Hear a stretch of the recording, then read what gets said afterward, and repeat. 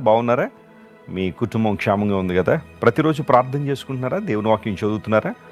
లేఖనాలు మనం పఠించడం ద్వారా దేవునికి దగ్గరగా మనం వస్తాం.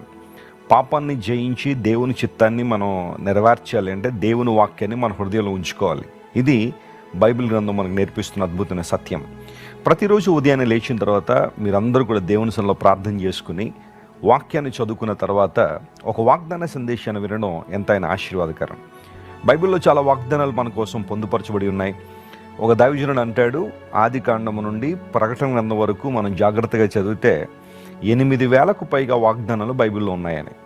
ఇవన్నీ కూడా క్రీస్తు ప్రభునందు అవును అన్నట్టుగానే ఉన్నాయని పౌలు భక్తుడు చెప్పాడు.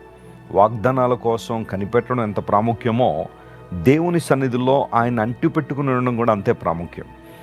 దేవుణ్ణి గట్టిగా పట్టుకుని వాడు ఖచ్చితంగా తన జీవితంలో దేవుని వాగ్దానాలు నెరవేర్పుని చూస్తారు. ఈరోజు వాగ్దానం కోసం కనిపెడుతున్నారు కదా, గ్రంథాలు తెరుద్దాం.